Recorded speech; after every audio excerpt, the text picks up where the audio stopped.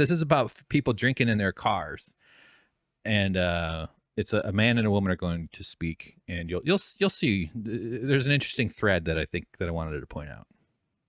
Any attempt to restrict drinking and driving here is viewed by some as downright undemocratic. It's kind of getting communist when a fella can't put in a hard day's work, put in 11, 12 hours a day, and then get in your truck and at least drink 1 or 2 beers. They're making it laws where you can't drink when you want to. You have to wear a seatbelt when you're driving. And pretty soon we're going to be a communist country. Any attempt. Pretty soon we're going to be communist country. Can't drink when you want to. Can't drink and drive anymore. That's communism. There's 3 mentions. They say communist, the word communist twice. Of course, let me point out first that this lady's speaking. She's sitting behind a driver's seat, and there's a baby in the front seat there, who's in some kind of, looks like a baby holder. Wow, if she had to stop really fast, that baby's just gonna smack its nose. It looks like it's a pad, but yeah. So there's a kid in the front seat, and the lady's complaining about how not drinking in the car, and pretty soon we're gonna be communist country. But even the narrator, I'd like to find the context for this story here. But the narrator is like, it seems to be undemocratic.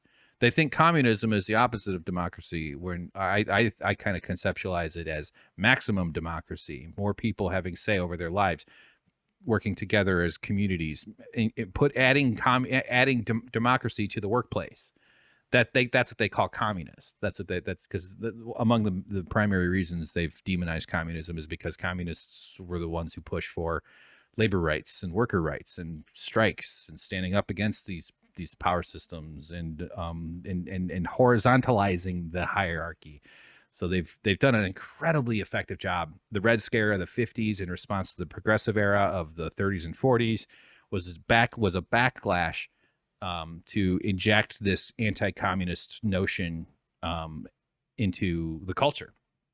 It still exists today. You see it all the time. Anything that sounds vaguely like it might help regular people, they decide is immediately socialism or communism because they have demonized those words so effectively. Myself too. I'm very new to those concepts not feeling like fearful things to me. I remember even hearing the word Marx. Not that I heard that word a lot, but that word is often, that's why you hear it thrown out so much, cultural Marxism and, this and that. They loved adding the word Marx to anything because as a child somehow, I picked up the idea that Marx, not that I was taught what Marx was or what Marxism was at all, because I would have been fucking persuaded, because when I did finally learn the kind of foundations of it is like, I was like, oh my God, that's like stuff I think about all the time. That's exactly, wait a minute, like someone else has thought about this shit too? That's what I was like, oh. And then after I learned more, I was like, oh, now I know why they didn't want me to learn any of that. I see. All you got to know about communism or capital or socialism is that the capitalists are afraid you'll learn what it is, that they prevent you from knowing the truth. That's all you got to know. I mean, you should actually know more than that. But if whatever the capitalists are afraid you'll learn is stuff that you need to learn, right? So even the news person gets into this as being undemocratic. Any attempt to restrict drinking and driving here is viewed by some as downright undemocratic. Downright undemocratic. Now she is just setting up for what they're saying, so maybe I'm not, but like the framing of that still pings it. Oh my God, we love democracy here in America. Oh, are you cool with black people voting? And well, I mean, we just let women vote. Yeah, I guess I'm okay with that. Well, you would have been against that. And why am I suddenly arguing with people all the way back to women's suffrage movement? Not until the 1900s could women like it's. What am I getting at? All right, let's play it again. Any attempt to restrict drinking and driving here is viewed by some as downright undemocratic. It's kind of getting communist when a fella can't put in a hard day's work, put in 11, 12 hours a day, and then get in your truck and at least drink 1 or 2 beers. 11 or 12 hours a day, and then drive home drinking some beer. Honestly, I don't think 1 or 2 beers on the way home is necessarily the worst thing. I am for it not being legal. I don't think people should necessarily should drink or operate heavy vehicles while inebriated. All the more reason why we should end car supremacy and design our world around energy efficient modes of transportation that seem to make people happier, that do better for communities, like high-speed rail, high-density living, and et cetera, et cetera. All forms of transportation come at some kind of, list of positives, list of negatives. The negatives of the cars is there's a story I was reading the other day about how America pedestrian deaths are increasing is a standout, and it's an unusual item compared to other countries that have done much better about reducing pedestrian deaths from cars. In America, that number is actually climbing. It's like 6,500 a year. It's an incredibly unsafe mode of transportation. It's expensive. It's polluting.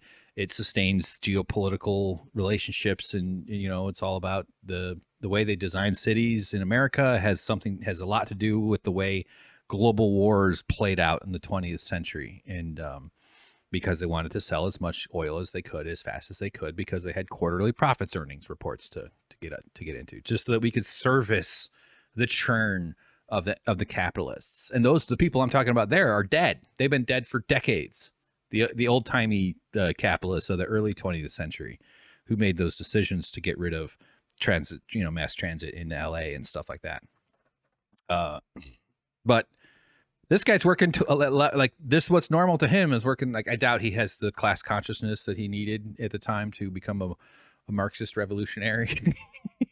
But like, this is what it is. This guy kind of, to me, encapsulates a very, and I don't even mean to make this about this individual, but it seems very emblematic of that kind of like, well, yeah, you work 12 hours, you deserve a couple of beers to unwind. And that's what beer was used as, is a, like, you bust your ass all day long, you watch your friend get his hand chewed up in a machine, and then you go get drunk, and you get up, you do it again.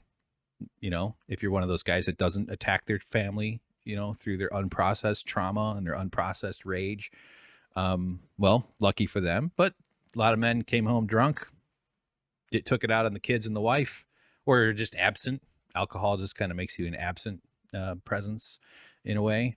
So the usefulness of the highly intoxicating effects of a powerful drug such as alcohol was part of how they kind of kept labor under control, because people getting boozed up and drunk after work is a better alternative than people having meetings and sharpening sticks, metaphorically, and planning revolts. That's why they don't like activists and leftists and communists and queer people.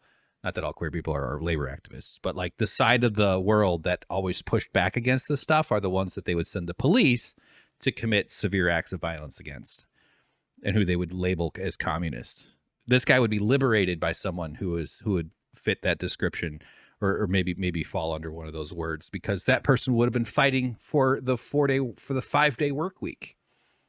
If you enjoy Saturday, it's because communists and marginalized groups stood up against the fucking capitalists.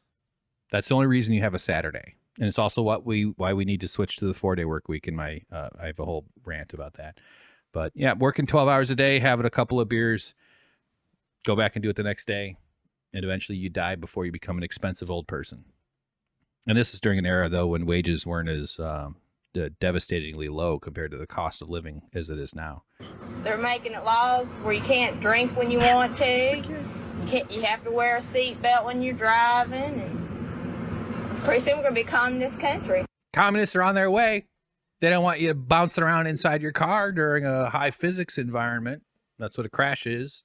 Suddenly the world just goes, and your body just gets all slapped around. And we figured out that if you strap yourself in, you have a little higher chance of not having severe injuries in a car wreck. When seatbelts were introduced as a law, there was a pushback. There's always a reactionary freak out from the right.